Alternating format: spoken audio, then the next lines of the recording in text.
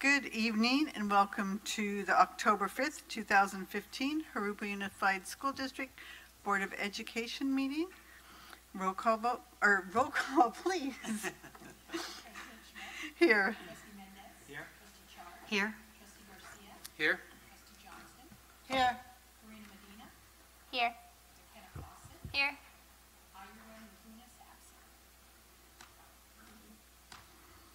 And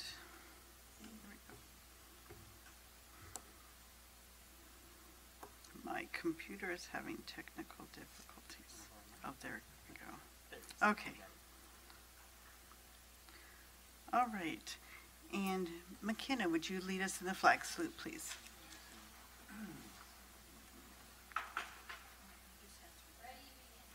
I pledge allegiance to the flag of the United States of America and to the republic for which it stands, one nation, under God, indivisible, with liberty and justice for all.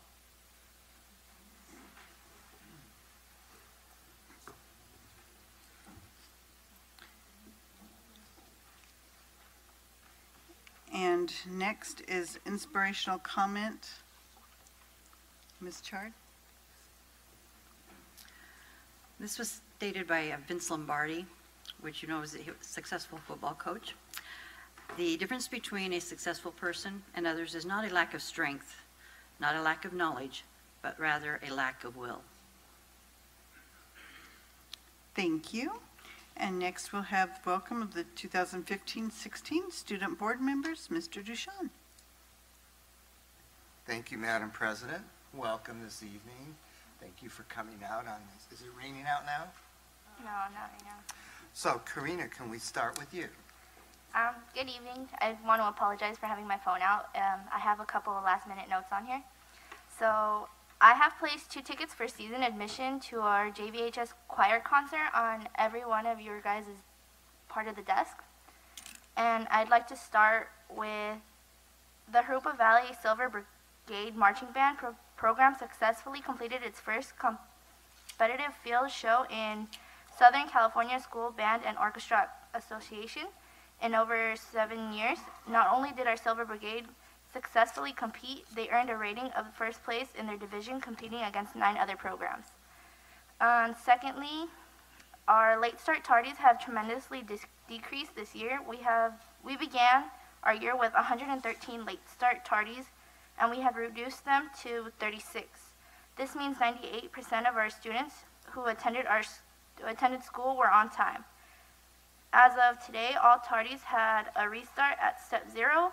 All students were given a fresh start as a reward for the huge improvement. Jurupa Valley is gearing up for homecoming events. Homecoming Spirit is next week, filled with spirit days, dress-up days, lunchtime games, and plenty of activities. Our fall pep rally is on Friday, October 16th, followed by a pre-game homecoming parade and clubs, sports homecoming court, and introducing our 2015 Hall of Fame inductees. The 1997 boys water polo team, Nancy Holt and Gary Leash. The parade begins at 6:15. Following the parade is our homecoming football game against Hillcrest at 7 p.m. With our homecoming halftime show and coronation of our homecoming king and queen, we invite you all to attend our homecoming events at JVHS. As per tradition, ASB will be hosting our homecoming dance from 9 p.m. to 12 a.m. immediately following the football game. We are looking forward to an amazing turnout of students. This Thursday is our fall choir concert at 7 p.m. in the JVHS Theater. Miss Morrison and the chamber singers invited all board members and district administration to attend. Since our last meeting, ASB hosted a successful fall club food fest for JVHS, recognized clubs to sell food items over a 2-day period and fundraise money for their groups. Our fall blood drive with live stream, which was Wednesday, September 16th, was a success. We reached our goal with live stream and had 131 units donated. This will greatly help people needing blood in our community. Our JAG football team is 1-3 and plays at Ramona this Friday. We have a week of sports away this week, with boys polo home against La Sierra, volleyball playing Patriot at home, JV football versus Ramona, and girls tennis against Patriot, all on Thursday. FFA will have their delicious drive-through tri-tip dinner this Friday. Drive through the staff lot at JVHS and pick up your dinner. Thank you. Thank you. McKenna, tell us about Patriot. Okay, so on September 20th, Patriot hosted an e-waste drop-off, and we had a lot of success, and there was great community attendance there. On September 22nd, ASB hosted our annual fall blood drive, where we had donated 270 units of blood, and that we surpassed our goal with that, so we were really proud of that. September 21st through the 23rd, our leadership club handed out ribbons, buttons, and flyers to promote suicide prevention, and the flyers just had a lot of useful information, and it was really good to have that event at Patriot. October 19th through the 23rd, Patriot ASB will be hosting our annual canned food drive, which will go to help a local food bank. Also on October 19th through the 23rd, our leadership club is doing an anti-bullying week. Over this past weekend, a group of students from our Madrigals choir attended a quartet leadership symposium at Cal State Fullerton. Choir also has their fall choral show this Thursday at 7 p.m. Our football team begins league this week, facing Norte Vista at Hawkins Stadium. Cross country boys and girls took second at their first league meet last Wednesday and face their next league meet Wednesday the 14th, and we're hoping to take first this time. Tennis has a league match versus La Sierra at home on October 13th, and volleyball takes on La Sierra on that same day. That's it. Thank you. Thank you. Thank you, ladies. Next, we'll move to recognition, and I believe he was supposed to be here, and I don't. Shall we move that down? Yeah. We could, Let's they wait did and see indicate if they he would come. comes. If not, Okay. We'll read it just before the end. All right. All right, we'll move on to public verbal comments. And Sylvia?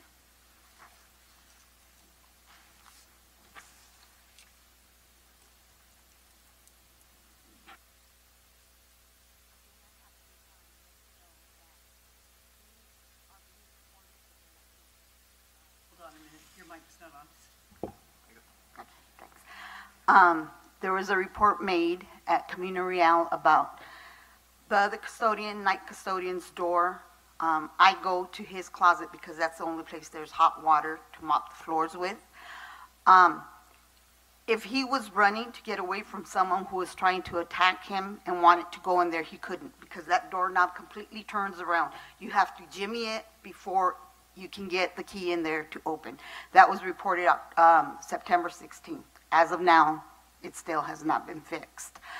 Another thing, this was just a question. I wanted to know that whose idea was it to paint the curve that was all green except for the part where the bus is parked.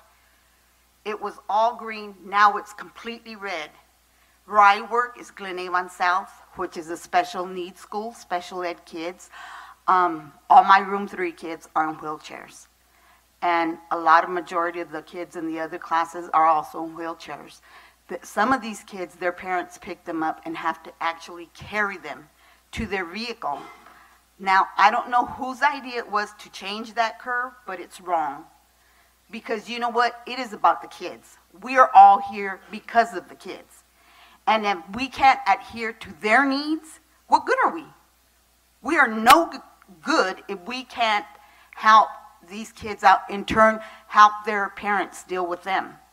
Their parents already have a big burden with the fact that their kids are special need. They shouldn't have to park in the street or try and find a parking lot in the back when they have to carry their child. So I don't know whose idea it was to change that curve and make it all red, but it was green already. I don't know what the change was for, but there is a need to have that green and leave it red only where the buses pick up the kids. Parents know you can't park there. It's a given. But to have it start from the driveway that you drive in through till the one where you leave, that is ridiculous. Those parents should have easy access to get their kids. I mean, as I said, I have seen many of those parents carry their kids. So please, let's help these parents help their kids, because after all, we are all here for the kids. Thank you. Next, we'll move on to administrative reports and written communications, and begin with the California Standards LCAP implementation. Mr. Jabrowski. Thank you.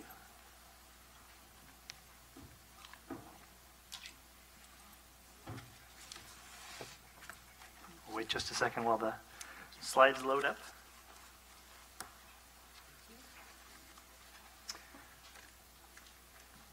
Okay, so you have two packets there that to go along with the presentation. The one that has this page on the front, that's the one I'll be talking from. The second one is individual school results, so you can hang on to that and peruse that at your leisure later.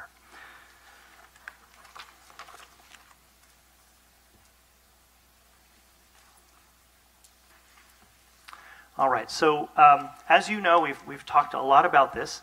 Our students took the CASP test in the spring, and the results are now in, and they're public. So I wanted to share with you the results tonight of our district's scores and talk a little bit about the test and about some of the many things that we've talked about before, which would be things that we're doing to ensure that our students increasingly are successful both on that test and in leaving our system ready for college and career.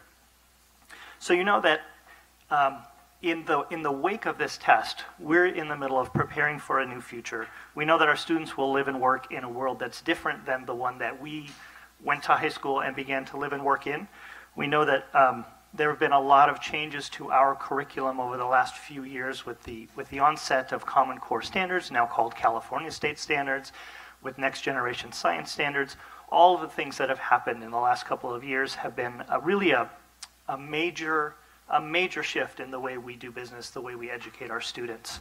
And that's going to be a multi-year process.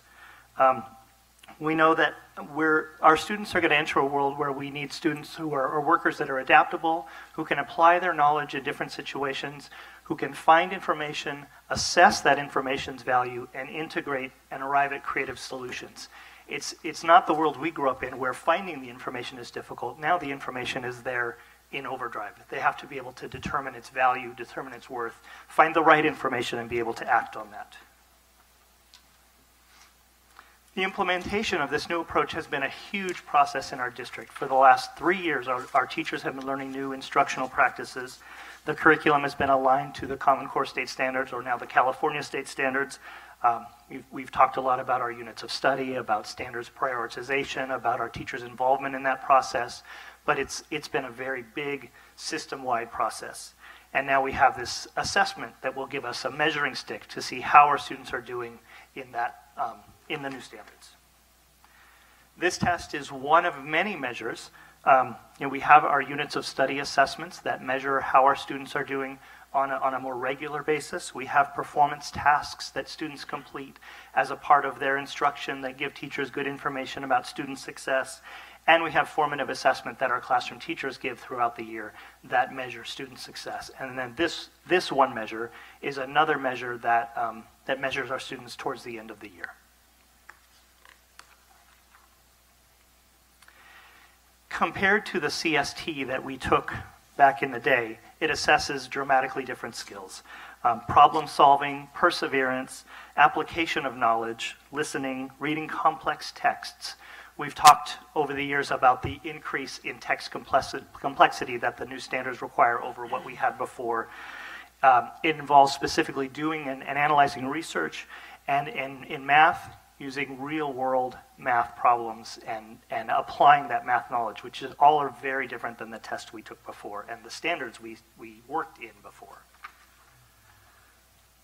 So because of that, you can't go back and look at where we were in terms of our CST results and where we are now in terms of our Smarter Balance or CASP test results, because they're apples and oranges. They're very different. It measured different skills, measured it in a different way, and even just in terms of being paper and pencil versus digitally taken, it's just dramatically different. So it's impossible to look at the old and compare it to the new. When you look at the scores, students receive a mark in language arts and in mathematics, and there are 4 levels for the overall test itself. And as you can see, the highest level 4 is that they have exceeded the standard. Level 3 is that they met the standard. Level 2 is that they nearly met the standard. And level 1 is that they have not met the standard. And you can see on the little circles on the left, the state has talked about, you know, levels 3 and 4 as being increasingly ready for college, and then levels 1 and 2 as being students we need to target to improve their scores and get them more ready. Additionally, we get sub-scores, or scores on portions of the test. For example, in the green box, you can see that over and above just getting one score that says this is your language arts score, we get a reading score, a writing score, a speaking and listening score, and a research and inquiry score. Those scores come with a little different rubric. It's a 3-point scale. So rather than the 1, 2, 3, or 4, this one is 1, 2, or 3. And on the left of that chart, you can see a 3 in those sub-scores is being above the standard. A 2 is being at or near the standard, and then a 1 is being below the standard. So you get two different rubrics. There's a 4-point score on the total test and a 3-point score on the portions of the test. And that's what's found in the parent report as well. In math, and forgive me, this chart is a little bit old, there are actually 3 sub-areas. Number 1 is concepts and procedures. Number 2 is problem solving and data analysis, which is 4. So they combined number 2 and 4. And then number 3 is communicating reasoning. So we get 3 sub-scores under math, and that also has that 3-point rubric, whether they're a 3 above standard, a 2 at or near, or a 1 below standard. We know that this is a baseline year. It's the first year we get scores, and we know that we don't have the number of students that are successful on the test that we would love to see, but we also know that this is a multi-year major shift, and that this is year 1. It gives us where we are and something to work towards, and we're in transition.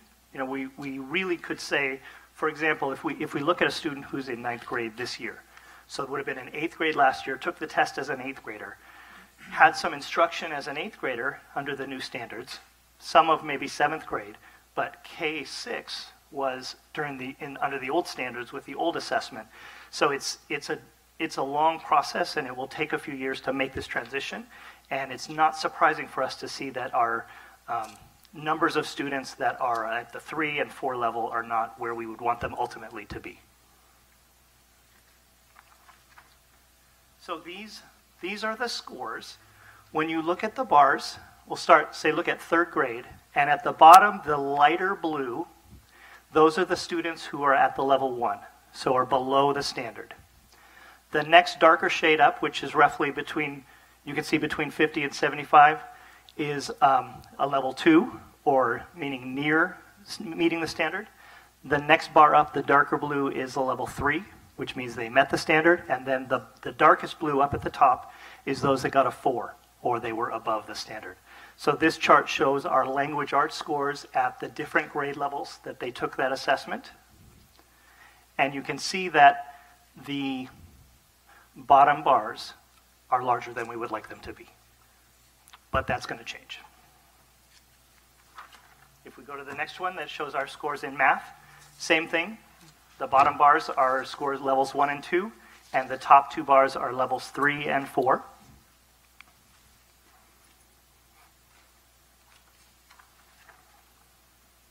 And then the next chart just shows the percent of students that were in either that 3 or 4 level. And the green is language arts and the blue is in math. So it shows that, that distribution of how many of our students met or were above the standard.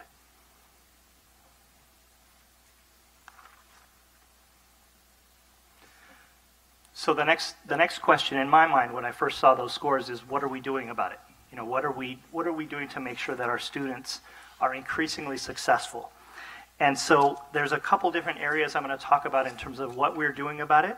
One is in the area of LCAP and actions taken under the LCAP, and these would be actions that we took since the June approval of the LCAP.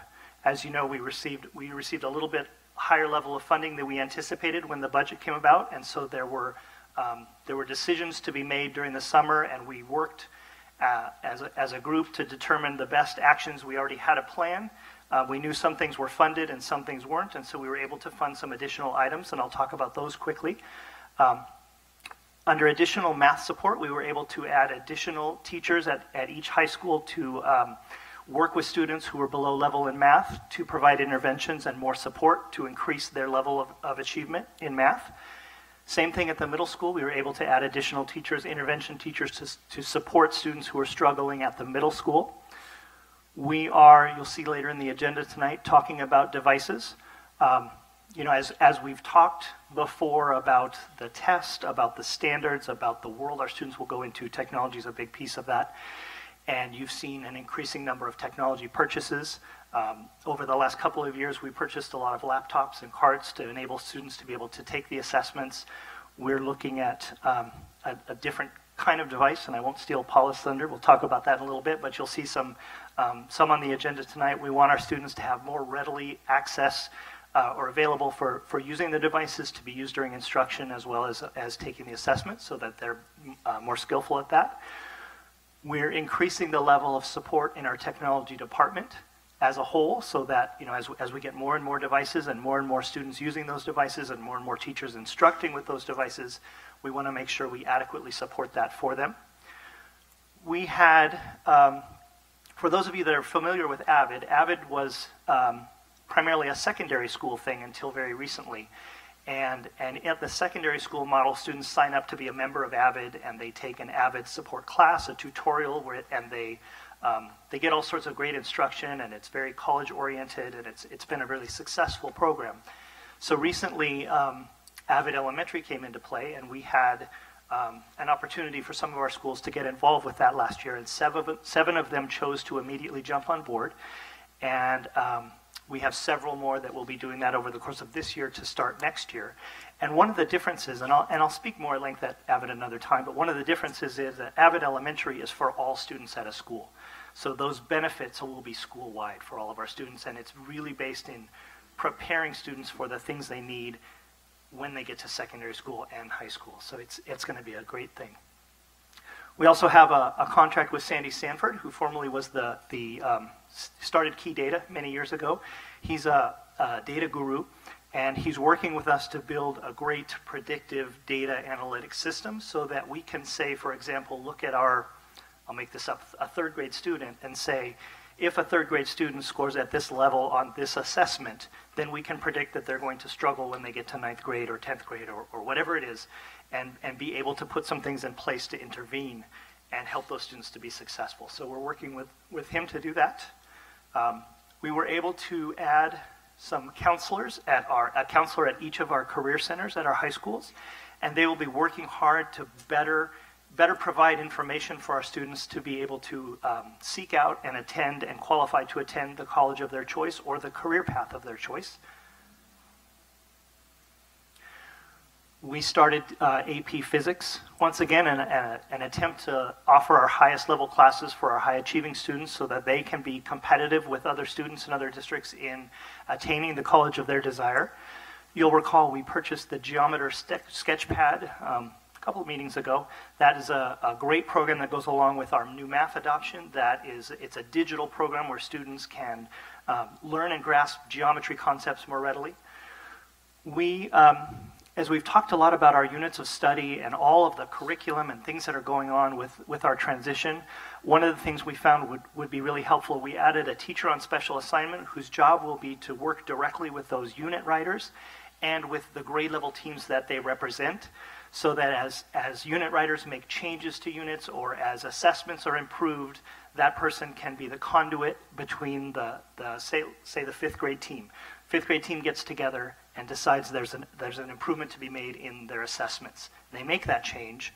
Now this person will be there to make sure it gets done correctly and it's moved to our assessment department and the assessment comes out correctly, and the rest of the 5th grade teachers across the district know about that and have that chance to comment on that. So we're excited about that. You also know we've offered a welding class at Nueva Vista, and this moves into the career area, but again, a support for our students. In partnership with RCC That class will begin later this month, and we'll have students who will be able to take the first year of a 2-year welding certificate program through RCC. So they can finish their time with us 1 year down the road towards a welding certificate that will provide them a living wage and a good career. We're in the process of creating ID badges for all of our staff to provide a safe environment so that we can identify our people. We are creating maker spaces in our libraries, spaces where parents and students can come together in our library as a learning center and interact with the materials there. We have increased our commitment to athletics, both at the middle school and the high school level. We've started intramurals at the middle school level, and so we have several sports that are beginning this year as intramural competitions between our middle schools. We have, many years ago, we were forced to eliminate some coaching positions in our high school athletics programs, so we were able to begin restoring those. We also have come up with a uniform replacement cycle so that one of the things Booster Clubs has to do is to fundraise, and we want to take that burden off of the teams and provide what our students really need. So we have a uniform replacement cycle. So we've been able to increase our commitment to our high school and middle school athletic programs, which keeps kids connected to school and getting the grade point average that they need to be successful. And then in addition to our LCAP actions, which are things that we took most recently, there are a series of ongoing instructional and curriculum actions that we have been and will continue to be taking to ensure that our students get the best possible shot at being successful. For example, our units of study assessment that we've talked about that our teachers have developed along the way over the last few years, those are being integrated into the digital assessment system so that our students can actually take those assessments on the computer rather than paper pencil, which better prepares them for the computerized assessment that they take, the CASP test at the end of the year. We are continuing to refine and improve the units of study. As we've announced all along with our teachers, that's a work in progress. Our teachers did a wonderful job of creating great units that are California standards aligned. But through the input that we get from their colleagues across the district, we're able to continue to refine and improve those. And those unit writing teams meet several times throughout the year to do that, and will continue to. We've been involved in training with the Balanced Math program for 3-4 years now, and you've seen and heard some information about that, and that continues. We continue that training. And our instructional coaches that we hired a year ago are continuing to train in both coaching and technology and be able to provide excellent service to our teachers in all of those areas. Additionally, last year we worked with a group of special ed teachers in order to add modifications and support materials to our units of study for our students with disabilities. And this year we're doing that for our students who are learning English as a second language. We are using the ALEX Targeted Math Intervention Program. That's a purchase that came with our math adoption that provides digital, adapted, specific intervention for students who are struggling with math in the upper secondary level, and really has an assessment that looks at where they're at and tries to fill in those gaps and specifically targets the things that students need to be able to catch up and be successful. And we are in the process of moving to the integrated math pathway. We've talked about that before, but as you know, with the Common Core standards, there were 2 options. One was the traditional algebra, geometry, algebra 2 option, which we have had. The other is integrated math 1, integrated math 2, and integrated math 3. And our teachers originally, through the Secondary Math Program Committee of Teachers, felt it was best to continue with that traditional pathway, but we got to a point last year where everybody believed that with what we were doing and where we were with our instruction and staff development, it was time for us to make that change. So we're in the process of changing to that, and that will happen 1 year at a time. So we'll start next year with integrated math 1, and then the following year with integrated math 2, and then the following year with integrated math 3. And the reason for that is because if a student is taking algebra 1 right now, they can't switch then to integrated math 2 after that. They have to continue in that pathway because the way the standards combine, it wouldn't work. So that will happen over the next few years. And our school sites are taking action as well. They are doing a variety of things to look at those assessment results, to respond to them, to increase their efficacy with them. They're looking at how they can maximize their time of students using those digital devices to make sure that students are proficient with those. They are using our instructional coaches to support data teams and grade level teams in their analysis of data and their response to data. They're analyzing the claims, and when I say that, when we talked about the CASP results and those 3 areas in math, the sub areas, those are called claims. So a school will take a look at their scores in each of those 3 claims and say, you know, this one looks like maybe it's a struggle area for us. It's not as high as the other 2 claims, so we're going to maybe focus a little bit on that, and looking at those results to make sure that we respond in the most appropriate ways. They are comparing the state CASP data to our units of study assessment data to see what that tells us about where our students are at and how to respond to that. They're refining their SMART goals. The data teams and grade level teams create goals with each assessment round. And so they're refining that and using this data to help inform those goals and what they do in that next process. And those high schools that are going through WASC accreditation are including this data and analyzing this data as part of their self-study, where they take a deep look at what's going on their campus and how they're going to respond to that. So those are the scores. Those are the things that are happening in our district, both around the scores and just in general, to ensure that we provide the best for our students. We're confident that as we did in the past with the last set of standards and the last set of assessments, we continuously grew and each year our scores improved, and that will happen with these scores and this assessment as well. And that's all I have. If you have any questions. Linda? We're on the LCAP additional actions that you were talking about. You said that we've added technology. Do we think that was a problem in why our scores were not higher at the elementary level? Because we haven't spent enough time, because the test was all on computers, right? I mean, yeah, I would say that if you compared 2 exact same students and one student had a device of his or her very own and was very proficient at it and then took the test on that device versus another student who used it for instruction some of the time, but it wasn't his or hers and they didn't have that regular interaction with it, it could have some impact. So we certainly think that the more exposure we can provide, the better they'll do. All right. And then, that's another question I had. On the Avid Elementary, can you tell us which schools are in that or not? It's a test. Okay. I can do this. It's fine. I can do this. Pacific Avenue, Peralta, Sky Country, Van Buren, Troth, Camino, and Pedley. So it's pretty widespread. It is pretty widespread, and what happened was last year they have what's called an Avid Showcase, and that's where people are invited to go and see a functioning Avid elementary school. And that happened really late last year, and we got really late notice, so I went to principals and said, those of you that are interested and can make it happen in the next week, let's go do this. And all 7 that were able to do it, their teams said, yes, this is great, we want to do this. And so now this year, we have a lot more advanced notice for that showcase, and I've already heard from 6 or 7 principals that have a team that's prepared to go take a look at it and then consider it for the following year. Was it instituted at all so that it shows up in the testing? In other words, the Avid... No, it just started this year. It just started this year, okay. So we should hopefully see an increase across the board then. Okay. Let me address that a little bit. I know Mr. Mendez has a question, but 2 things that you said. I expect that increases are going to be gradual, and for a couple of reasons.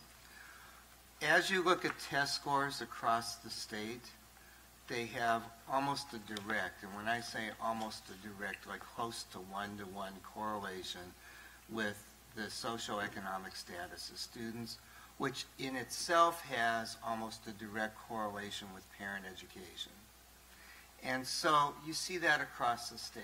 And one of the things that's happened in the past, 1999 was the Public School Accountability Act. I think we got our first scores in the early 2000s, I can't remember.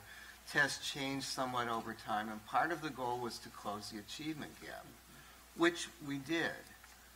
But something else happens, that when you close the achievement gap, also the kids at the top do better too. And we can't keep those kids at home. So you're going to see growth along with everybody. And so this is a very different model because that model was based first on a different type of testing, which we could spend a lot of time on, and I'm not going to. But it was also based on weighted averages of growth from students at the bottom, meaning the lowest scoring students.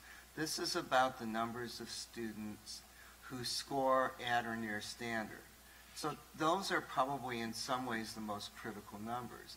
So just keep in mind how complex this is, because as we increase graduation rate, the people who come to school who weren't going to school probably are not our strongest performing students. So they're going to increase the percentage of students taking the test and decrease the percentage of students doing well on it. All that being said, over the next several years, a lot of our efforts are going to be on as much as we can do as a school district to mitigate some of the effects of poverty in our students, because our students were 80, what is it, Ms. Marino, like 80% and some change free and reduced in English language learners. And I'll speak about English language learners in a second. To me, poverty is the biggest weight. There's years and years and years of research, and I'll share some of this as time goes on. And there's newer research even on neuroscience and brain development with kids from poverty. And many of the things we're doing are the best known mitigations, I use that for lack of a better word, to help students who come from poor families improve their academic language, improve their ability to problem solve, all the things that this test measures that were not measured on the old STAR test. Also in regard to English language learners, and there are many who would disagree with me, but to me the burden is as much issues of parent education and poverty as English language learners. Irrespective of the country where our students have come from, the more educated their parents are, generally, and the wealthier their parents are, they learn English faster. And for everyone, I don't care what their socioeconomic status is, it takes 5 to 7 years to learn a language and longer to master the academic language. Part of this test requires response to prompts. So it's not just checking an answer, it's saying, how did you solve the math problem? So imagine if you were to take 2 years of French and then you had to explain how you solved an algebra problem. You may know how to do it in your own native language, but it would be very difficult, even if you took 5 years of French. Long-winded explanation, but what I'm saying is watch very much, and as we bring you the LCAPs and the things that we're doing, we're going to be really focusing services not just on the academics, but improving the lives of our children and their ability to problem solve and deal with things over time. That's why the AVID, it's the 7 elementary schools, is just such a critical program because it teaches study skills. That's why some of the things that not some of them, really all of them, and I want to say Mr. Campos says, because I'm sure there must be 10 of them out in the community dealing with the community. So that long response, but I think it's very important because you're going to see, if you look up Palo Alto, you'll see 95% of their kids are at or near standards. Well, those children are children of Stanford professors. They're living in multi-million-dollar houses. Many of them have extra tutoring. And I want to say our parents care every bit as much about their children, turn out maybe even more, and are here to support them. So we're going to be doing a lot to support parents, to support children. Sorry. Mr. Mendez? Just a brief comment on what Mr. DeShong just got to sharing, and that is he's very accurate and very right in terms of his presentation on some disadvantages that some of our students do come to our schools with, and the environments in which they live that do not support and development of some of the skills that are critical for success in our schools. And it's because of in recognizing that that's the reason that the LCAP was designed, to provide additional funding to districts that had high rates of poverty and higher rates of English learners, so that it could, in fact, mitigate those circumstances and those that lack of skills and background information to allow them to have equal access to the rigorous curriculum that we do have and expect all of our students to master in our district.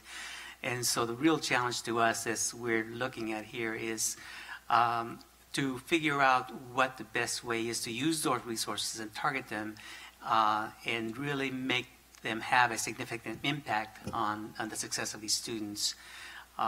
So to me, I think that's why it was so critical to take a look at not only the development of our LCAP, but even taking a closer look as we continue to target resources to monitor, see how effectively they are, in fact, having an impact on our students so that we can make adjustments that we need to and ensure that we just really give them the best possible shot at success along with everybody else that we can.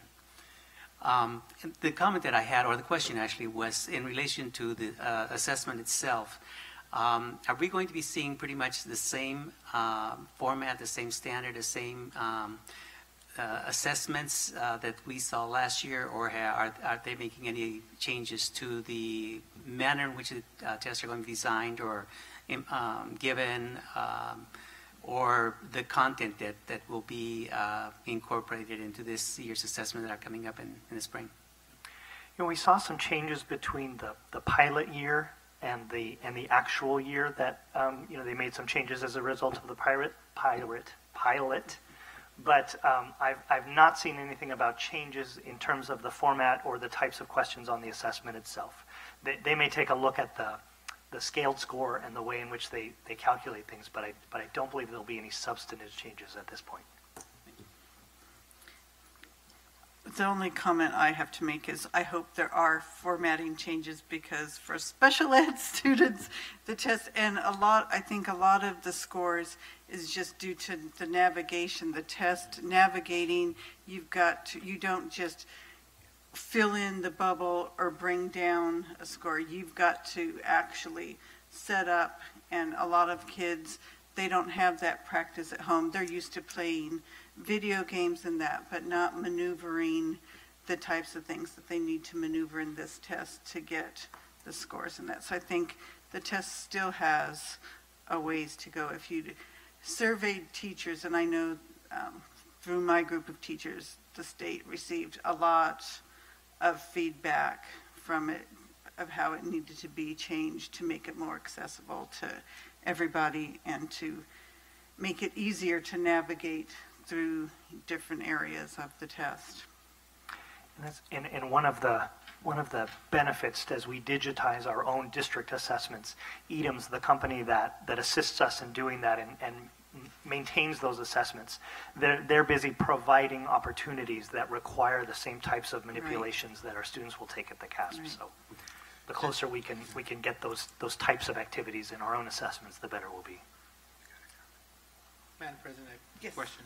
Well, actually, I don't really have a question. I just have some comments. And I think just to kind of piggyback on Mr. Deshawn and Mr. Mendez's comments about kind of an opportunity gap maybe for some of our disadvantaged kids that, and I think Mr. Campos, his programs are really kind of filling in and providing those necessary tools. I've been following a lot of those programs, trying to at least kind of see how they work. And I think definitely at that elementary level really helps build a good foundation for kids later on. And just want to thank you for the presentation, very detailed. I'm excited about a lot of stuff in it. The Abbott Elementary, the data analysis is really, I think, key, along with the metrics. One thing I thought you said that was really important is in our generation we had to find the info. It was kind of hard to find that info, but now there's like an overload of information out there. So kind of really, I guess, highlights the difference. It's kind of hard for us to really picture the difference. A lot of folks say, well, we used to learn this way and we all did okay, but it's a different time, and really excited about it, and thank you. Quick comment. My understanding is the State Board of Education is doing a statewide survey, and they're supposed to be surveying teachers on the implementation of standards, and I believe on the testing. So if you don't get that survey, you might want to write them about, children with disabilities. And the last thing I want to say is we should not, and I don't ever imply this, ever want to say that any two children starting kindergarten in our district should not have every opportunity to attend a university or have a viable career in this state, irrespective of their background. That's our job. Thank you, Mr. Dabrowski. Next, we have receipt of the California Department of Education final site approval of the K-8 school number 5 property. Mr. Hanson. Yes, it's my pleasure this evening to announce that we received on September 21st notification from the California Department of Education, their formal approval of the proposed school site for K-8 number 5 based on the evaluations that were done at that site. So we're excited to receive that notification and anxious to move forward in site acquisition. Thank you. And item C is review approval of the 2015-2016 Local Control Accountability Plan and the 2015-16 adopted budget. Mrs. Ford. The district was recently notified of our COE's, or Riverside County Office of Education's approval of the district's 2015-16 Local Control Accountability Plan, or LCAP, as we all know it, and also its corresponding adopted budget. A copy of the approval letter from our COE is in your backup materials. I had a question.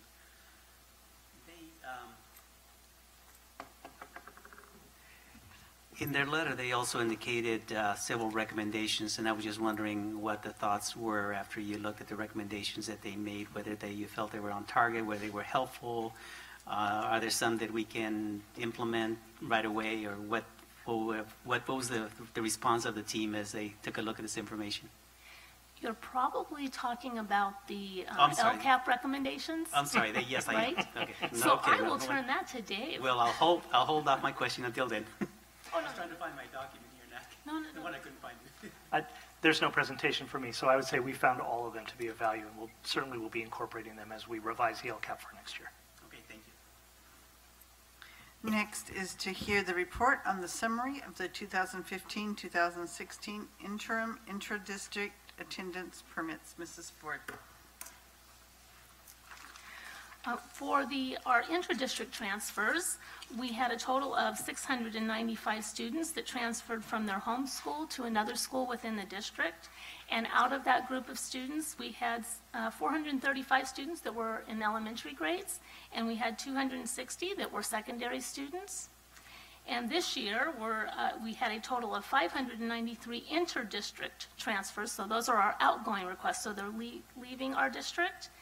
And there were 306 students requests to enter the district. Now, that sounds like a lot, but if you look at the chart and the graph that you were provided, we actually see a trend from 13-14 to now 15-16, where we're bringing more students into the district, and less students are leaving the district. So we're very, very pleased about that. And part of that, we believe, is due to the board approving the change in our inter-district transfer process, where we have specific criteria that has to be met before we actually release a student. So I want to thank the board for that. I have a comment. Yes, Mr. I think some of the things that we talked about in the past in light of the resources that we have now with our bond issue to renovate our schools and to turn our schools into better facilities for our students and for learning in the classrooms, that if a parent was dissatisfied because of the environment in which, some of our students had in our schools that needed some desperate need in these areas, that I really think this will help make a difference as well too, and as well as in success of our students feeling in a more environment in it that's more conducive to the learning process. So thank you, and thank you to the voters again for that opportunity to offer this to our students, our families, and our community. Thank you. Any other questions? All right, next is recognize the receipt of the South Coast Air Quality Management District School Bus Replacement Program for expired CNG tanks grant award. Mrs. Ford. Well, we're pleased to announce that we were notified that we've been awarded a grant from the South Coast Air Quality Management District to replace up to 14, and we will do all 14, onboard CNG tanks for our school buses. And these tanks have reached their expiration date, so they do need to be replaced, and the amount of the grant is $20,000 per bus for a total of $280,000. And we will continue to apply for those grants so we can continue to replace our tanks. So a copy of the grant award is in the backup materials. Thank you. Any questions or comments? All right, any other administrative reports or written communications? Thank you. We'll move on to a public hearing session with item 1, to hold a public hearing on the pupil textbook and instructional materials sufficiency program. Mr. Dabrowski. Thank you. Ed Code 60119 specifies that governing boards of a school district are required to hold a public hearing on pupil, textbook, and instructional material compliance.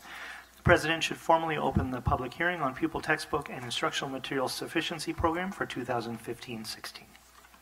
All right, and at this time, I will open the public hearing on public textbooks and instructional materials sufficiency. Is there anyone in the public that would like to make a comment? Seeing none, we will close the hearing session, and we are going to move back up to recognitions and recognize Jose Verretta. He's the winner of the Long Night of Arts and Innovations Art Award and Scholarship. Mr. Dabrowski. Thank you. We had hoped Jose would be able to be here, but apparently he couldn't make it. The City of Riverside hosts the Long Night of Arts and Innovation event and honors 2 recipients throughout the many districts that apply with a prestigious award and scholarship in the arts and innovation categories. We're happy to announce that Jose Verretta, senior at Rubidoux High School, will be the recipient of the Arts Award and a $250 scholarship. The award will be granted at the Steps Luncheon on October 8th, followed by the Long Night of Arts and Innovation event in downtown Riverside from 5 p.m. to midnight.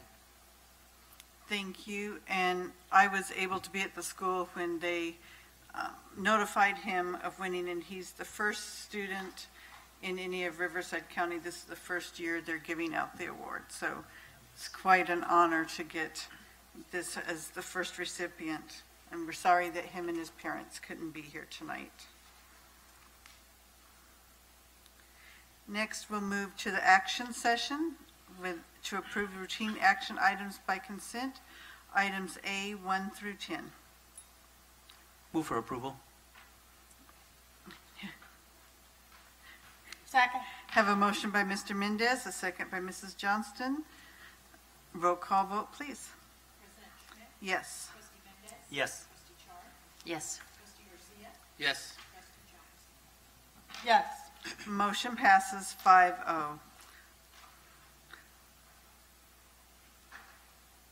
Item B is approved request to form unorganized associate student body at Rivercrest Preparatory Online School. Mrs. Ford. Administration is requesting approval for Rivercrest Preparatory Online School to form an unorganized ASB. As I had mentioned, when Nueva Vista had asked to form their unorganized ASB, the primary difference between a regular ASB and an unorganized ASB is that the students do not govern the organization, and they have a more limited involvement when it comes to making decisions about fundraising and ASB expenditures. Under an unorganized ASB, the fundraising and expenditures authority is given to the principal, and all district procedures and handling of cash still have to remain in place. So funds raised are to benefit the entire student body. So administration recommends the board approve the request to form an unorganized associated student body at Rivercrest Preparatory Online School. Move for approval. Second. Have a motion by Mr. Mendez, a second by Mrs. Johnston. Any questions or comments? Roll call vote, please. Yes. Yes. Yes. Yes. Yes. Motion passes 5-0. Item C, approve purchase of equipment and software for AP Physics Lab at Jurupa Valley High School. Mrs. Ford.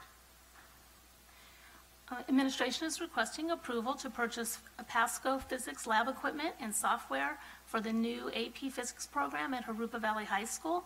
Pricing is through Pasco for $22,251.24, and it will be funded through LCFF funds. Administration recommends the board approve the purchase of equipment and software for the AP Physics lab at Jurupa Valley High School from Pasco in the amount of $22,251.24.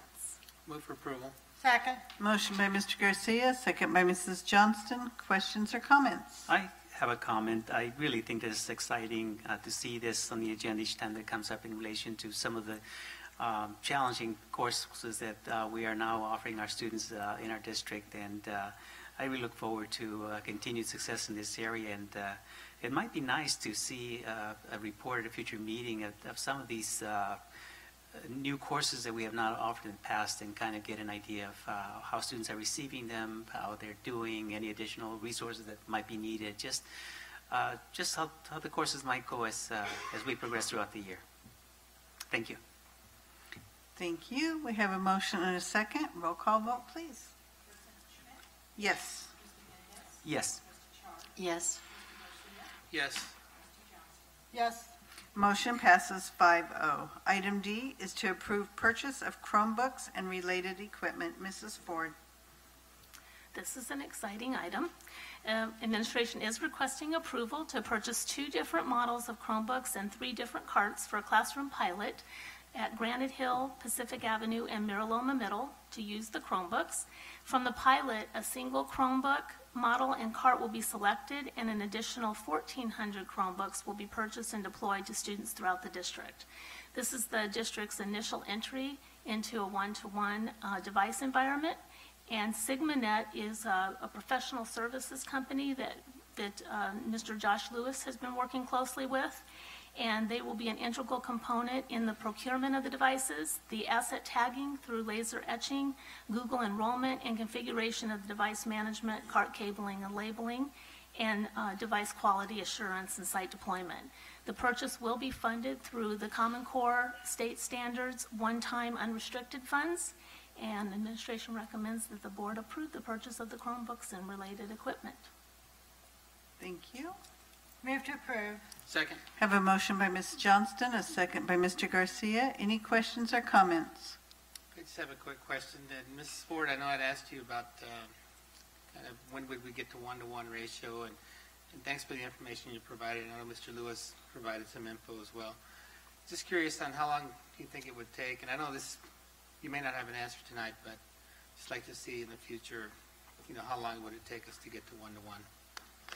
Well, I'm going to start, and then if Mr. Lewis or Mr. Duchamp would like to jump in, they're welcome too. It is a process. We have kind of a parallel process going on with infrastructure that still needs to be completed. At some of our schools, we have some that are ready. We have some that need quite a bit of infrastructure still before we would be ready to have that full one-to-one environment.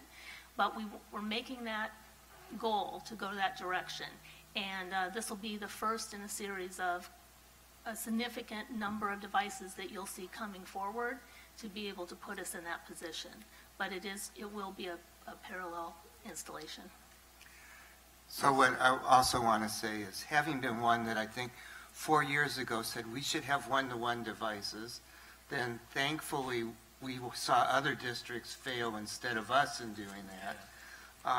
And had we done that, we would have bought the wrong devices at the time because the CASP wasn't out. In fact, at that time, it was the SBAC or something else long before that.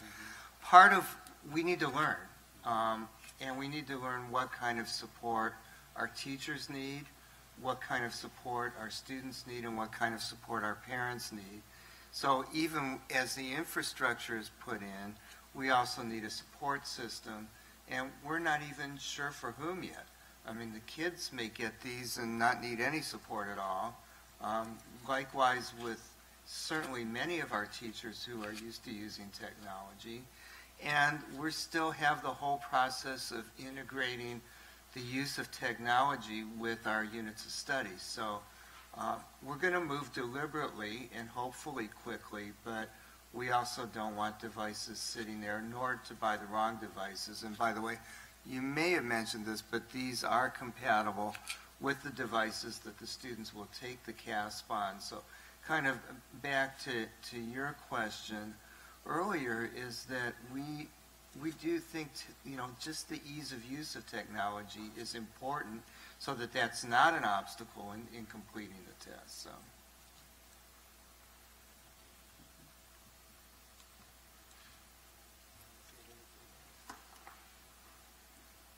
Okay, and now do we have motions? Okay, all right, any other questions? All right, roll call vote, please. Yes. Yes. Yes. Yes. Yes.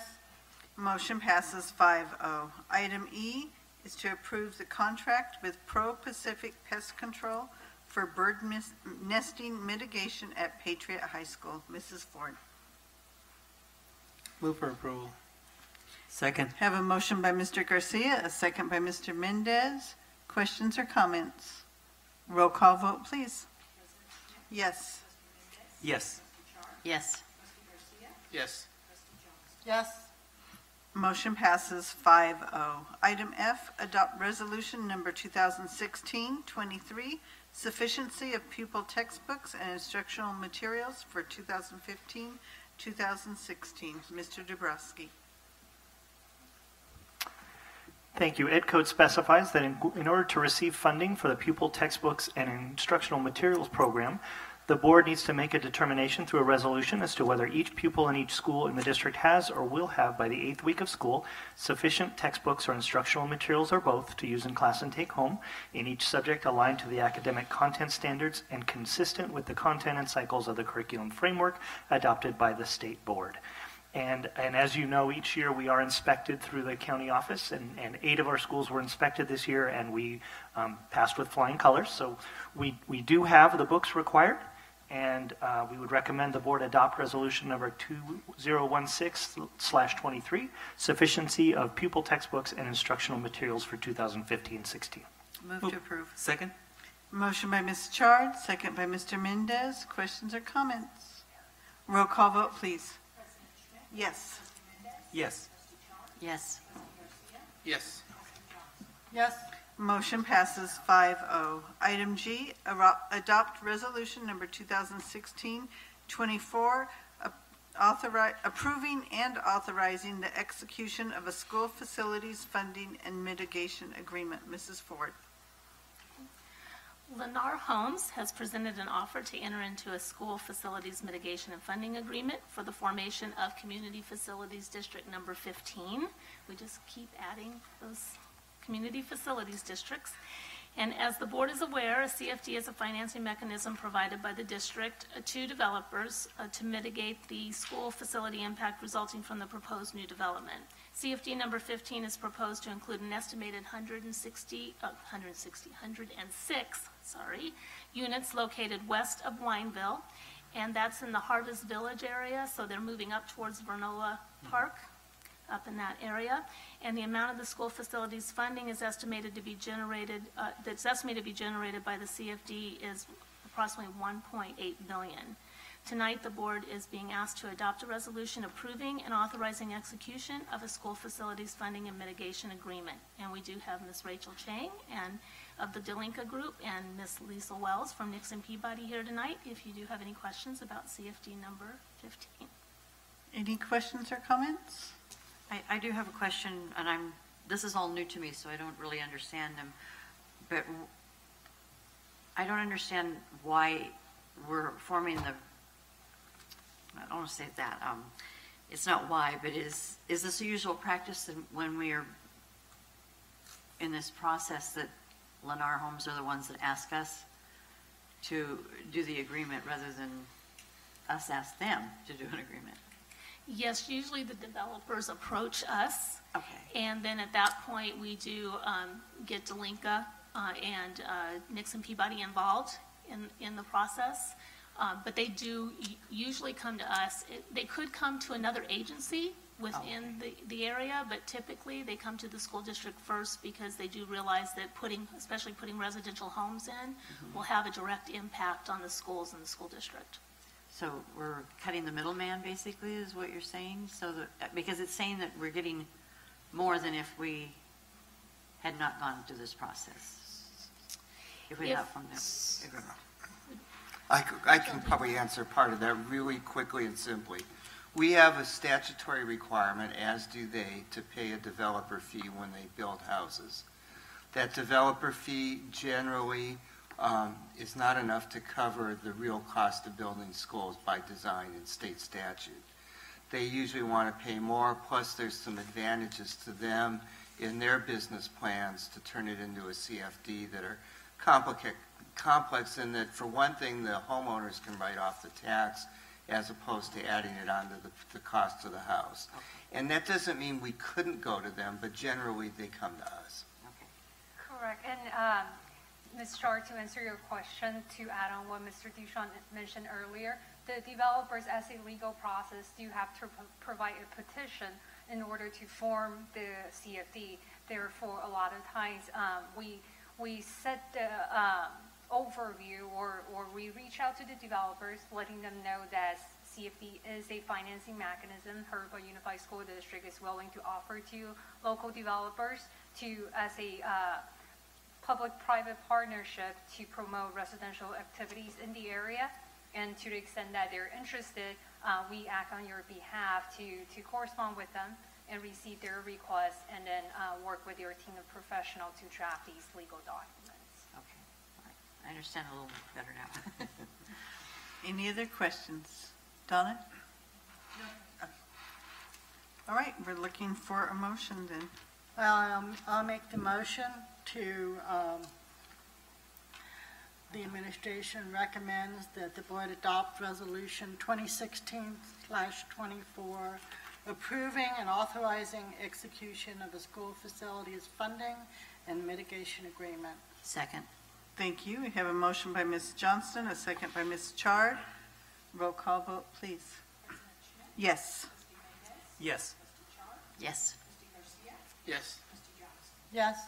Motion passes 5-0. Item H is to adopt resolution number 2016-25, establish the Community Facilities District number 15, and authorize the levy of a special tax within said Community Facilities District.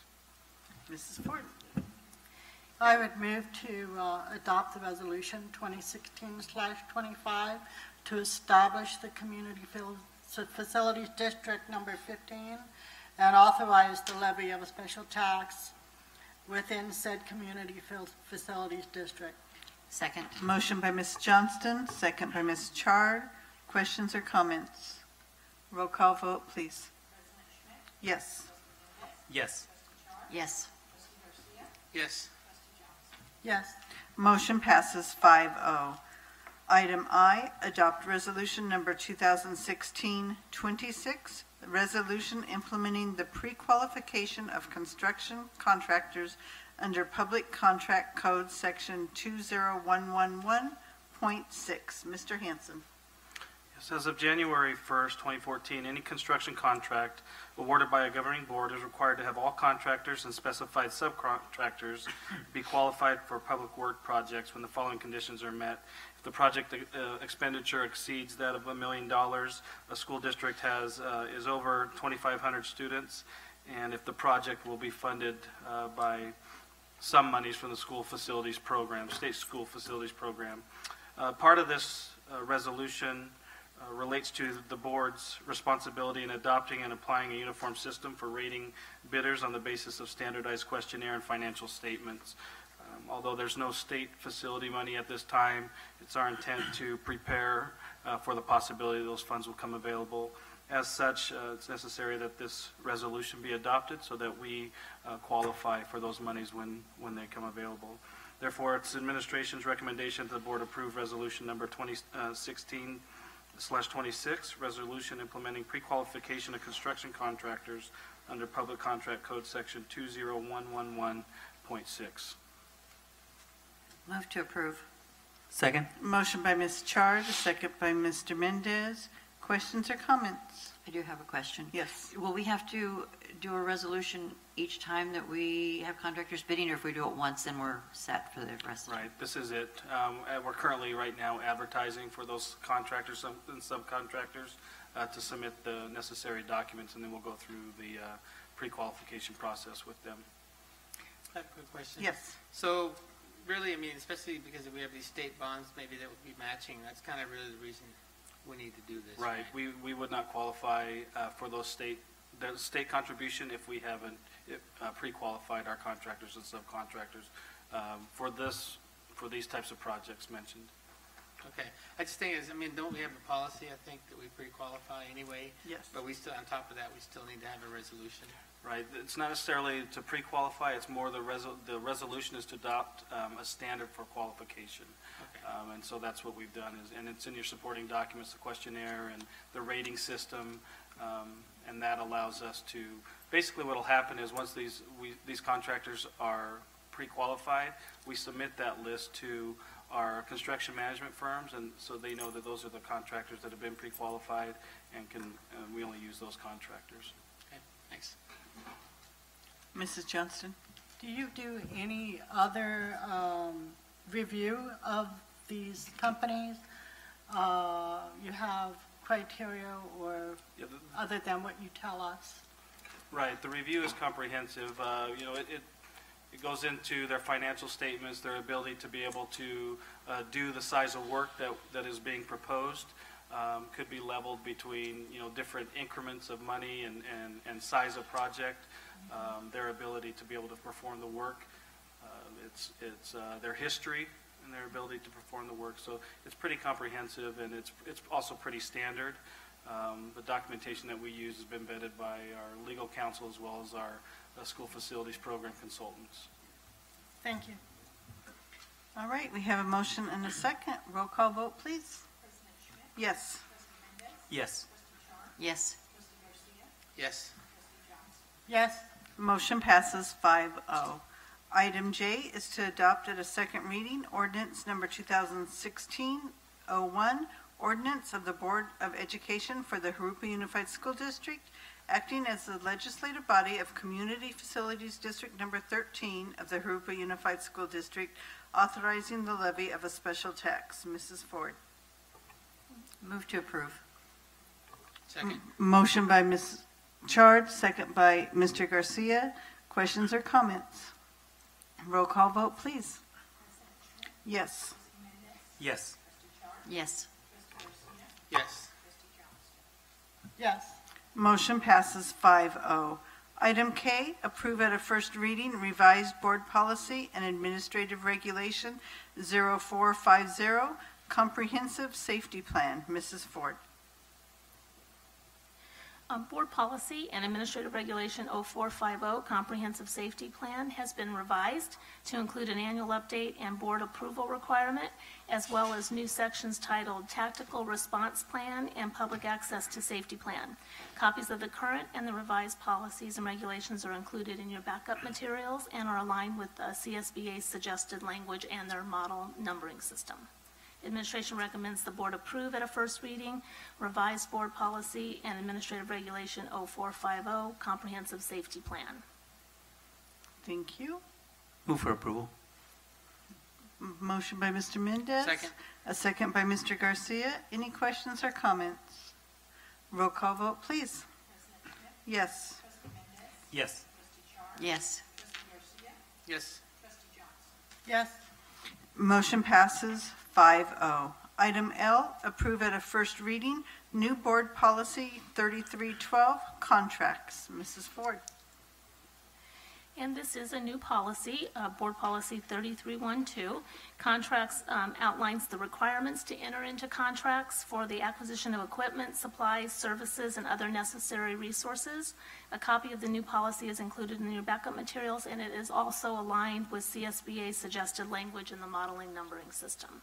Administration recommends the board approve at a first reading new Board Policy 3312, contracts. Move for approval. Motion by Mr. Mendez.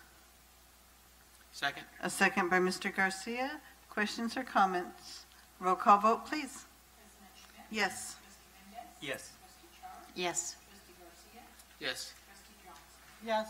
Motion passes 5-0. Item M, approve at a first reading, new board policy and administrative regulation 5121, grades, evaluation of student achievement, and revised attachment A 5121, student failure notification. Mr. Dabrowski. Thank you. This is a new board policy which provides an outline of regulations requiring the evaluation of each student's achievement for each grading period. It aligns with CSBA's selected language and numbering system. We recommend the board approve at first reading new board policy and administrative regulation 5121, grades evaluation of student achievement, and revised attachment A 5121, student failure notification. Thank Move for you. approval. Motion by Mr. Mendez. Second. Second by Mr. Garcia. Questions or comments? Roll call vote, please. Yes. Yes. Yes. Yes. Yes. Motion passes 5-0. Item N, approve at a first reading, new board policy and administrative regulation 5131.6, alcohol and other drugs. Mr. Dabrowski. Thank you. This new board policy and administrative regulation outlines the purpose and goals of the Safe and Drug-Free Schools and Communities Act. It includes the grades and courses in which drug education is given, intervention, and disciplinary procedures. Administration recommends the board approve at first reading new board policy and administrative regulation 5131.6, alcohol and other drugs. Move for approval. Motion by Mr. Mendez. Second. Second by Mr. Garcia. Questions or comments? Roll call vote, please. Yes. Yes. Yes. Yes. Yes. Motion passes 5-0. Item O, approve at a first reading, revised board policy and administrative regulation 5131.7, weapons and dangerous instruments. Mr. Dabrowski. Thank you. This board policy in AR has been revised to more accurately reflect new legislation and renumber the legal citations. Administration recommends the board approve at first reading revised board policy and AR 5131.7, weapons and dangerous instruments. Move for approval, and I have a question as well. Motion by Mr. Mendez. Second. Second by Mrs. Chard. Mr. Mendez. Yes, the question I had was in the policy, if I'm not mistaken, indicates that there may be some instances in which students may be allowed to bring weapons to school for certain classes or certain programs or things of that nature at the schools. And my question is, do we have potential situations or classes or things that already in place where this might occur? Or I am unaware of any potential situation. It allows for that possibility with advanced written permission, but I'm not aware of any situation where that has or will occur. And with that, as I looked at the policy, I wasn't exactly clear as to whether, for example, ammunition would be allowed to be brought along with the weapons or just with the weapons, assuming it was a rifle or a handgun or something of that nature.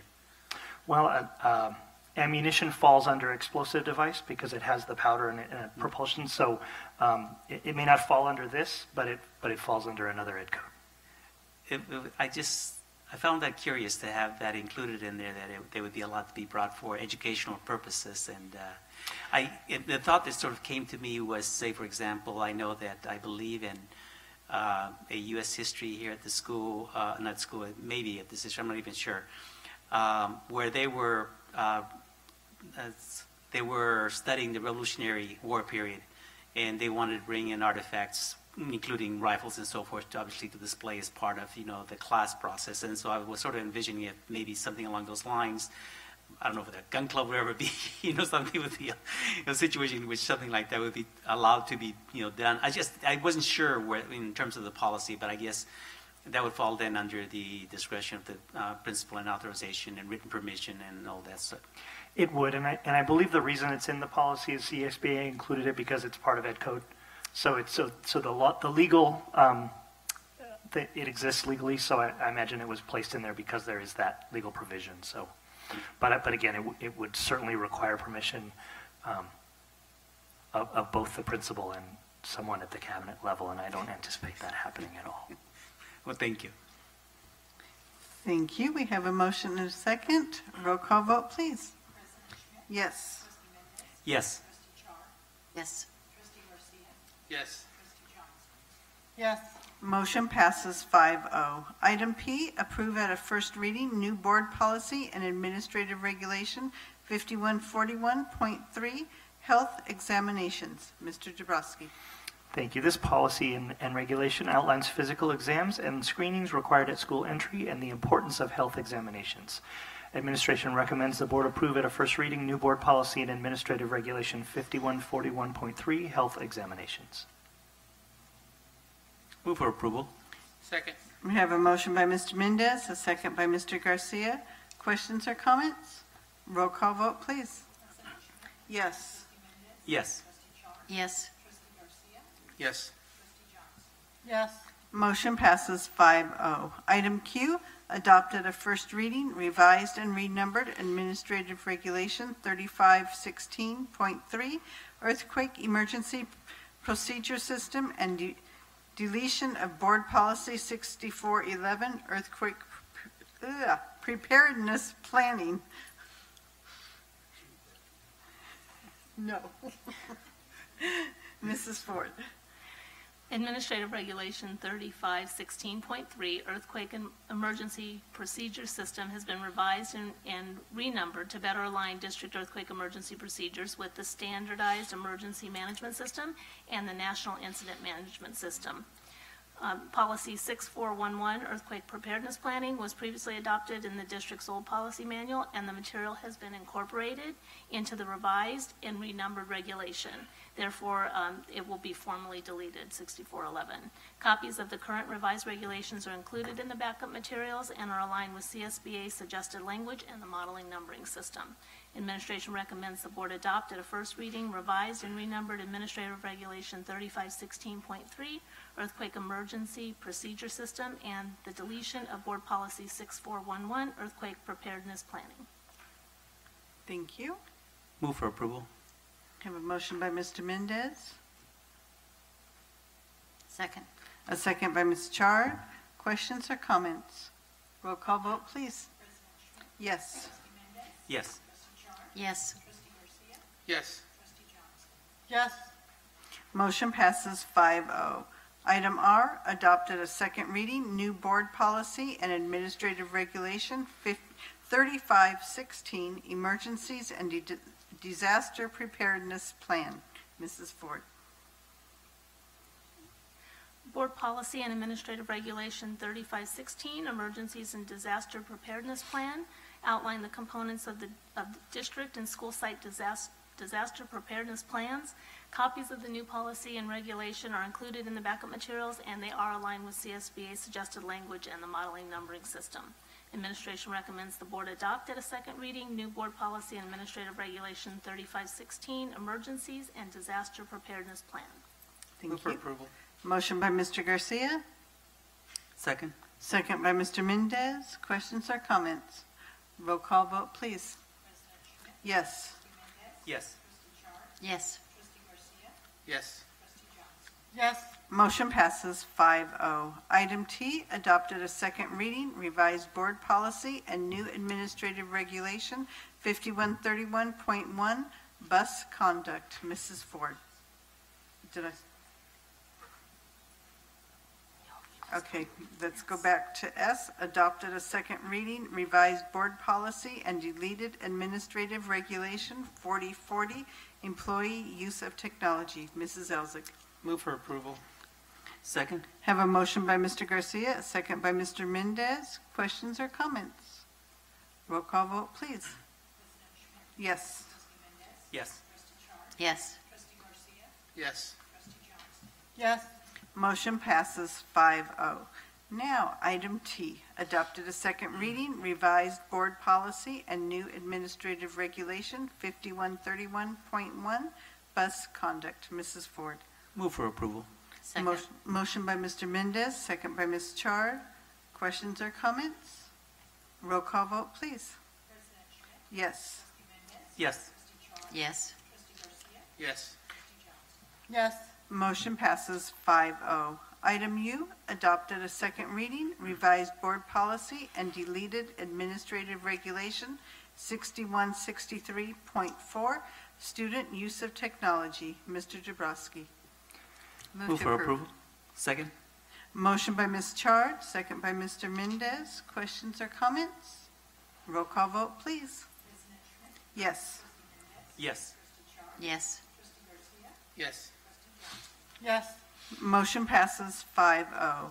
Item V, adopted a second reading, revised board bylaw 9100, organization. Mr. Ducharme. This is a second reading. It's on the board's annual organizational year or meeting, and it just stipulates what you have to do there and some changes in language of the date on how that meeting is set. Thank you. Move for approval. Motion by Mr. Mendez. Second. Second by Mr. Garcia. Questions or comments? Roll call vote, please. Yes. Yes. Yes. Yes. Yes. Motion passes 5-0. Item W is adopt at a second reading, revised board bylaw 9223, filling vacancies. Mr. Ducharme. Again, this is a second reading. It deletes some language in the bylaws that about when a board member takes an oath or posts a bond. And I'm not aware of any time when you've had to post a bond in lieu of an oath, but that apparently used to be a way to vacate a board seat, so it isn't anymore. So you don't have to worry about posting your bonds. Thank you. Move for approval. Second. Motion by Mr. Mendez, second by Ms. Chard. Roll call vote, please. Yes. Yes. Yes. Yes. Yes. Thank you. Board passes 5-0. Item X, adopted a second reading, revised board bylaw 9321, closed session purposes and agendas. Mr. Ducharme. And again, this primarily deals with closed sessions called to deal with an emergency action and some grammatical changes in when you stipulate that a single item can be purchased for an emergency as opposed to declaring an emergency so that you can purchase a single item. And I also want to say, by the way, the reason you have so many board policies for renewal is Ms. Nikki Marshall has been working very hard at doing this along with Dr. Don Kenny and our own Ms. Collins, but they have really been updating these policies with, I would even say, a vengeance. So they are bringing you up to date. I was wondering about that. Move for approval. Motion by Mr. Mendez, Second. second by Mr. Garcia. Questions or comments? Roll call vote, please. Yes. Yes. Yes. Yes. Yes. Motion passes 5-0. Item Y, adopted a second reading, revised board bylaw and exhibit 9323.2, actions by the board. Mr. Ducharme. And again, this particular bylaw and exhibit stipulate the times when you have to have more than a majority, a supermajority, or even all of the members vote on actions of the board, and particularly in relation to meetings and emergency meetings, Thank you. and some other things. Sorry. Move for approval. Second. Motion by Mr. Mendez, second by Ms. Chard. Questions or comments? Roll call vote, please. Yes. Yes. Yes. Yes. Yes. Motion passes 5-0. Item Z, act on student discipline cases, expulsion, suspended expulsion case, agreement and stipulation. We have one, case 16-011. Move for approval. Second. Have a motion by Mr. Mendez, a second by Mr. Garcia. Roll call vote, please. Yes. Yes. Yes. Yes. Yes. Motion passes 5-0. We have one suspended expulsion case, agreement and stipulation, case 16-012. Move to approve. Second. Motion by Ms. Chard, second by Mr. Mendez. Roll call vote, please. Yes. Yes. Yes. Yes. Motion passes 5-0. And we have one denied readmission, suspended expulsion case, 14-012. Move to approve. Second. Motion by Ms. Johnston, second by Ms. Chard. Roll call vote, please. Yes. Yes. Yes. Yes. Yes. Motion passes 5-0. Item AA, board member comments and committee reports. We'll start with you tonight, Mr. Mendez. Thank you. I was pleased to see that our energy savings came above the expectations that we had, I guess by $6,000 plus dollars, so that's always good news. I also like to congratulate the young man, Jose Berruti, I believe, for his scholarship in reception of the Arts Award, and also our district again receiving a grant award of $280,000 for our AQMD replacement, or from the AQMD for replacement of those units that were needed. So that's good news. In terms of report, I'd like to happily report that I completed my last 2 modules of the Mastering Governance this past weekend, and so it's really good to have accomplished that, and haven't gotten my graduation papers yet, but I hope my diploma's in the mail. Thank you. Mr. Garcia. Congratulations, Mr. Mendez, for that, and hopefully you get the diploma. I also like to congratulate the young man, Jose, for his scholarship. I think that's really great. I'd like to congratulate Jurupa Valley High School for their reduction in tardies. I think that's also a pretty good accomplishment. Did a few things this last month. September 22nd, State of the City was, we had a lot of school representation there. That was really nice. Mr. Deshawn actually made it into the videos, so he did a good job representing the city, I think. 100 Mile Club, something I've been kind of working on, just I need the exercise, and it's good to see a lot of parents. There's probably 150 to 180 parents out there with their kids, total, walking on Tuesdays and Wednesdays. And it's great to get parents out there. I talked to one guy, and he says, it's just a safe environment. I get my exercise, and the kids enjoy it. Give them something to do. Pathways to Higher Education, I think, was September 26th with Congressman Takano and Senator Roth, and that was a pretty good event. We had Catalina Missler from, I think, the California, some type of financial aid. She was a keynote speaker, had a really good speech. Another program Mr. Campos and team put together, along with Mr. Roth's office. Again, I think that's great. Probably about 300 people showed up to that, maybe more. It's a little bit hard to register people once they came in. They just kind of ran into the auditorium there. Let's see. Looking forward to this weekend. Dollars for Scholars golf.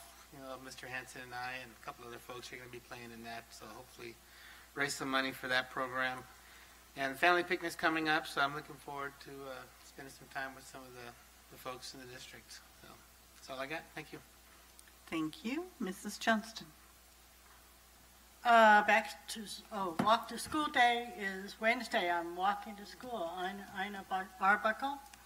And also, as a board member for the YMCA, I invite anyone and my board members to the October 24th. It's a fundraising dinner at Ken Calvert's home in Corona. I don't have enough invitations, but I will pass along what I have. The tickets are quite expensive. They're $80 a person. So here's my offer. If you wish to come and pay $80, I'll pay for your partner. Since as a board member, I'll be obligated to make a donation. Thank you. That's it. Thank you. Mrs. Chard. Well, first off, I'd like to congratulate Mr. Mendez on completing his classes. I still have one more, and thanks to our board president, she's going to go with me, and we're both going to finish ours in November. So our board will be complete before the end of the year, which is a lot of work. I'd also like to congratulate Jose Virueta from Ruperto High School. I know that Ruperto's always had a good art department, and this is really exciting to have a student be one of the first ones in the county to receive this award. I know that the arts is important to keep, but all of this board here wants to make sure that the arts is promoted as well as possible. So I congratulate again to him. And also I would like to congratulate our administrators for the cost-saving things that they have found, like the Southern California Air Quality Management District, where we're saving money there in getting a grant on that. That's a lot of work, and it takes a lot of time to look for grants and apply for the grants and get them through. So I know that we've got some very brilliant people that are getting these done for us and saving us a lot of money. Also, I'd like to thank Life Touch Studios. We didn't mention it in the donations, but when I worked at the elementary schools, they were doing the same donation project where they donate back a percentage of the pictures that are purchased. And not all the schools use Life Touch, but those that do, it's a great advantage because they get that money back to use for their science camp or whatever they want. They can do whatever they want with it. And it really does help some of the schools, and some of them get a lot back. Some of them don't get that much, but it's just an added thing that, you know, we don't have to come up with money on our board. We can spend our money on something else. So it's very nice that Life Touch has been with us all of these years. And I think that's all I have, too. Thank you.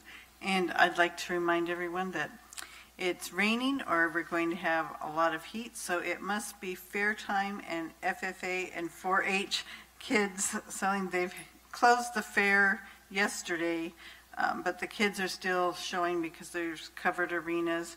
So if you have time this week to get out and see some of our kids down there from our schools, and on Saturday is the animal auction. I'd like to thank Linda Thompson, the Rotary Club, the Lions Clubs for the Food Fest this past weekend. It's always a great time, and they raise a lot of money for scholarships for many of our seniors to receive over the next few years. And thank you to Jurupa's choir for the concert series tickets. And we will adjourn for a couple of weeks and see you back on the 19th. Thank you all for coming out.